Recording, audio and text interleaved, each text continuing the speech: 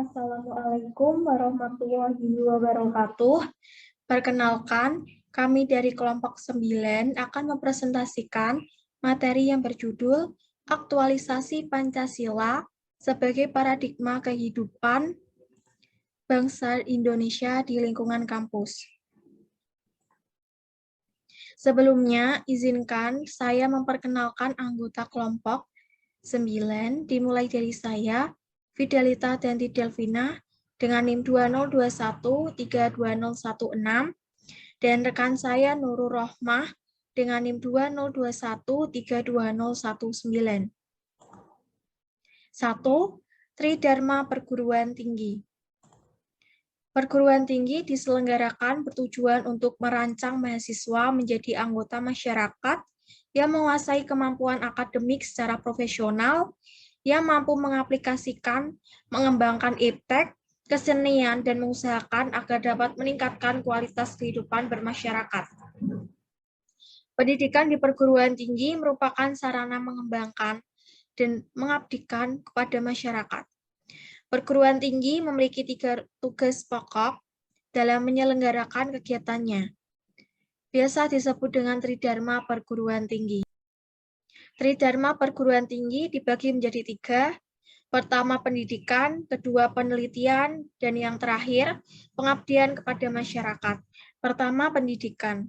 Merupakan kegiatan yang berupaya menghasilkan manusia berpendidikan yang memiliki kemampuan akademik secara profesional yang dapat menerapkan, mengembangkan, dan menciptakan ilmu pengetahuan dan teknologi serta seni.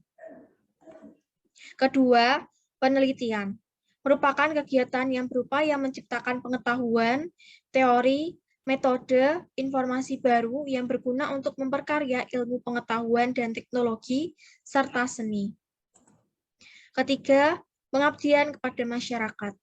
Kegiatan yang memanfaatkan ilmu pengetahuan dan teknologi dalam berusaha memberikan donasi demi kemajuan di dalam masyarakat. Kedua, penumbuhan moral etika Pancasila. Berbagai persoalan dan kehancuran yang ada saat ini disebabkan dari kondisi moral dan etika masyarakat yang mengalami kemerosotan.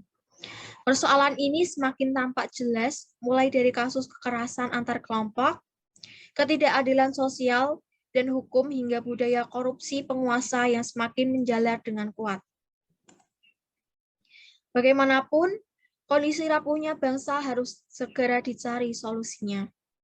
Oleh karena itu, diperlukan cara untuk mengembalikan moral dan etika bangsa agar kembali kepada nilai-nilai luhur. Pancasila merupakan sebuah rumusan yang berasal dari nilai-nilai kebaikan dan kemanusiaan secara universal. Dikarenakan, Pancasila tidak memihak pada salah satu agama maupun suku tertentu. Di dalam Pancasila, terdapat nilai-nilai yang mampu diterima oleh semua lapisan masyarakat. Moral dan etika berperan sangat penting dalam pembangunan bangsa. Jika moral dan etika masyarakat rusak, maka rusak pula kehidupan berbangsa dan bernegaranya. Begitupun sebaliknya. Kita harus sadar bahwa kerusakan dan keterpurukan bangsa itu yang salah adalah orangnya. Para pemimpin bangsa yang kurang, bahkan tidak melaksanakan secara konsekuen nilai-nilai moral etika yang terkandung pada sila Pancasila. Ketiga, penumbuhan moral etika Pancasila. Kebebasan akademik merupakan tiang penyangga kehidupan perguruan tinggi. Telah disebutkan oleh UNESCO, kebebasan akademik adalah kebebasan mengajar, berdiskusi, kebebasan meneliti, menyebarluaskan, dan menerbitkan hasil riset. Kebebasan akademik dalam hal ini lebih ke aktivitas wahana pengembangan ilmu pengetahuan yang diikuti oleh kelompok akademika seperti dosen dan mahasiswa. Kebebasan mimbar akademik menganut otonomi academic freedom, yaitu rangkaian kegiatan akademik yang bertujuan mencari kebenaran ilmiah, dikarenakan dalam perkembangan dan penyelenggaraan kedaulatan kampus menimbulkan istilah kebebasan mimbar akademik yang mengandung proses pengembangan ilmu lewat kegiatan perkuliahan.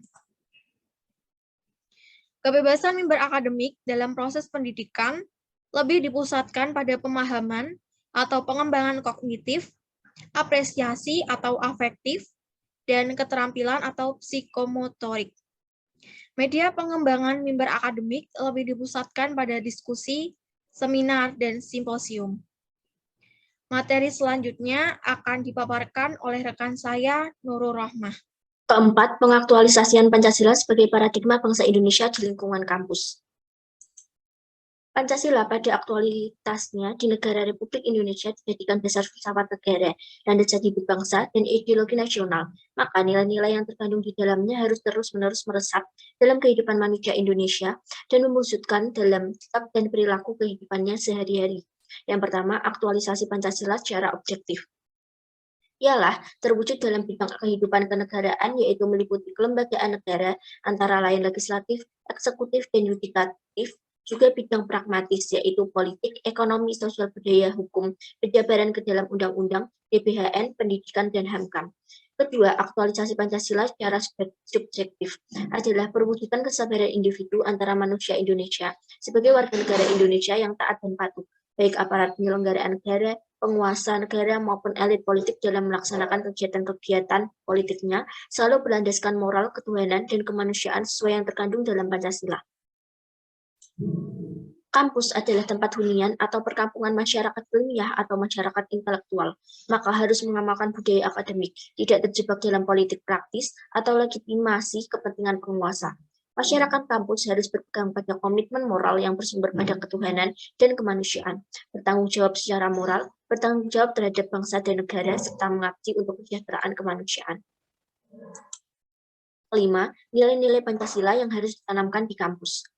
Yang pertama, di kampus tersedia sarana dan prasarana untuk beribadah bagi sivitas akademika. Tak adanya kesempatan bagi sivitas akademika untuk beribadah sesuai dengan agama masing-masing. Yang kedua, dikembangkan rasa persamaan derajat, persamaan hak dan kewajiban asasi, serta sivitas akademik tanpa membeda-bedakan suku, keturunan, agama, jenis kelamin, kedudukan sosial, dan sebagainya. Yang ketiga, dikembangkan rasa cinta kepada tanah air dan bangsa, rasa bangga terhadap bangsa Indonesia, rasa persatuan Indonesia, dan kerelaan untuk berkorban untuk bangsa dan negara. Dikembangkan nilai-nilai demokrasi di kampus, seperti tidak adanya pemaksaan kehendak, anti kekerasan, konstitusional, perkuliahan yang demokratis, kebebasan mimbar akademik, dan sebagainya. Yang terakhir, kelima, dikembangkan kewirausahaan bagi mahasiswa, suka bekerja keras, menghargai hasil karya orang lain yang bermanfaat untuk kemajuan dan kesejahteraan masyarakat, suka menolong orang lain, dan sebagainya. Yang keenam, contoh pengaktualisasian Pancasila di kampus. Yang pertama, menaati rambu lalu lintas di dalam kampus merupakan salah satu wujud dari aktualisasi nilai Pancasila. Menaati rambu lalu lintas merupakan salah satu sikap taat hukum. Yang kedua, menjaga kebersihan lingkungan kampus juga merupakan aktualisasi nilai-nilai yang bisa dilakukan mahasiswa. Mahasiswa didorong untuk lebih peduli terhadap berbagai masalah yang terjadi di lingkungan sekitar maupun lingkungan kampus. Yang ketiga, tidak merusak fasilitas kampus juga menjadi hal dasar yang mencerminkan nilai-nilai Pancasila. Sikap ini merupakan wujud mahasiswa dalam mencintai lingkungan kampus. Yang keempat, mahasiswa dapat mengutamakan musyawarah dalam mengambil keputusan, mengutamakan toleransi dalam menjalankan ibadah, serta menjauhi korupsi. Yang terakhir, kelima, adanya sikap toleransi, sikap utama yang harus dilakukan mahasiswa, keragaman budaya, suku bangsa, dan agama yang dimiliki Indonesia dapat disatukan asalkan sikap toleransi diutamakan. Karakteristik masyarakat yang toleran terlihat dari sikapnya yang ramah, penuh perhatian, mengakui hak asasi, mengakui perbedaan, serta sikap membantu dan bekerja sama. Baik, sekian presentasi dari kelompok kami. Saya mewakili kelompok 9. Mohon maaf apabila ada kekurangan dari penyampaian materi kami. Berikutnya adalah sesi tanya-jawab yang akan kami alihkan di WhatsApp Group. Terima kasih atas perhatiannya. Wassalamualaikum warahmatullahi wabarakatuh.